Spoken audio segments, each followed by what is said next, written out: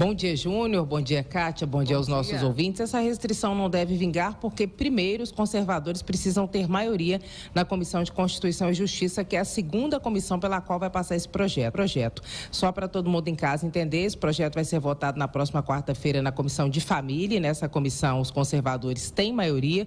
Foram eles que ressuscitaram um projeto que era do deputado federal Clodovil Hernandes, estilista, apresentador famoso no Brasil, já falecido, e o projeto dele ia justamente no sentido contrário. Enquanto não havia nenhuma decisão do Supremo Tribunal Federal sobre permitir uniões homoafetivas, o deputado tentou fazer isso pela Câmara e não conseguiu. Agora o projeto dele foi desvirtuado e a proposta é justamente a contrária. É a proibição de casamentos homoafetivos. Na próxima quarta-feira tem a votação do projeto na Comissão da Família, onde os conservadores são maioria, e depois ainda tem que passar pela CCJ, que é a comissão mais importante, a Comissão de Constituição e Justiça. E depois de votado nessa segunda comissão, isso é em caráter conclusivo, significa que essa matéria não passa pelo plenário da Câmara dos Deputados. Ela vira lei direto. Em uma das comissões, conservadores têm maioria, mas na outra comissão eles não têm. O segundo problema é que esse projeto é considerado por muitos, inclusive pelo Ministério Público Federal, que já pediu seu arquivamento no último final de semana,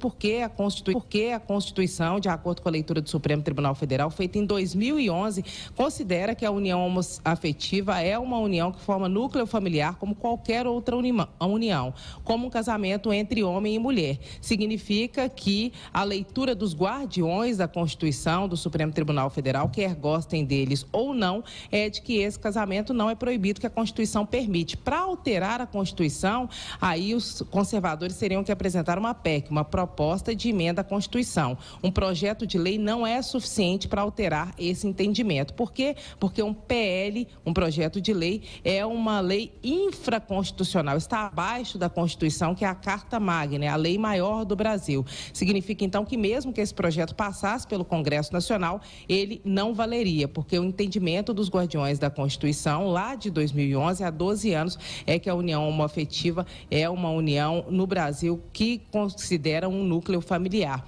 Então, essa é uma batalha praticamente perdida pelos conservadores. Para que serve essa briga na Câmara dos Deputados? Para angariar votos tanto para a direita quanto para a esquerda.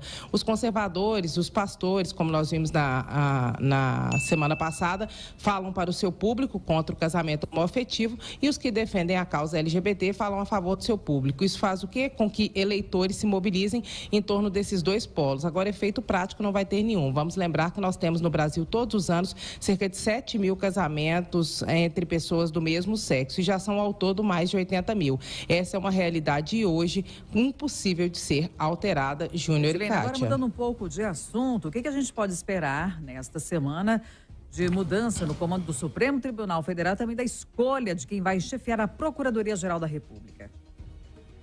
Pois é, Kátia, o presidente Lula tem uma cirurgia marcada para a próxima sexta-feira, a cirurgia que ele vai fazer para tentar corrigir uma artrose no quadril, e a partir de então ele vai ficar de repouso, deve ficar mais ou menos uma semana, pouco menos que isso, sem despachar, e logo na sequência começa a despachar do Palácio da Alvorada, que é a residência oficial. Antes disso, há prazos correndo. Por exemplo, na próxima terça-feira, o Supremo Tribunal Federal terá um novo presidente, que é o Luiz Roberto Barroso, que vai assumir o lugar da ministra Rosa Weber, que se aposenta no dia 2 de outubro.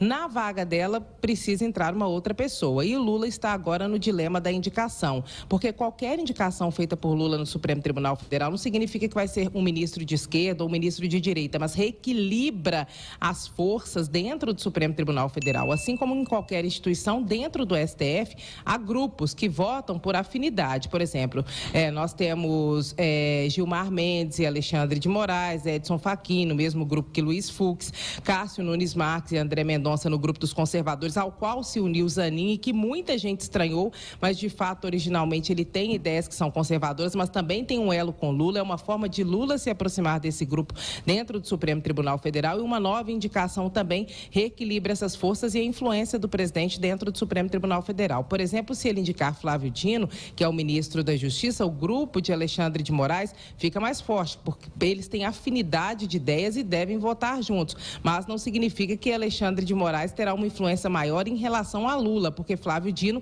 é ligado a Lula e será ligado a Alexandre de Moraes, ou seja, o presidente vai criando elos dentro do Supremo Tribunal Federal, embora não necessariamente garantam votos que sejam alinhados com a esquerda, como mostrou a indicação de Cristiano Zanin. Na Procuradoria-Geral da República, que vários nomes também estão sendo avaliados pelo presidente Lula, é mais ou menos a relação. Qual que é a PGR, a comando do Ministério Público Federal que o presidente Lula quer, de acordo com o que eu tenho conversado com as fontes? É um parecido com o de Augusto Aras, que foi indicado pelo ex-presidente Jair Bolsonaro. O que Augusto Aras fez? Praticamente matou a Operação Lava Jato. A Operação Lava Jato deixou de existir como força-tarefa como ela existia antes, depois da entrada de Augusto Aras. E por que Lula não fica, então, com Augusto Aras? Porque ele é um indicado do ex-presidente Jair Bolsonaro. Ele vai ter que encontrar alguém com o mesmo perfil, que é o perfil que ele quer, e que não seja Aras. É aí que entram as pessoas que pertencem ao mesmo grupo que esse procurador, que também deixa o cargo agora, na terça-feira. Na verdade, ele quem deixa o cargo na terça-feira será assumido pela subprocuradora,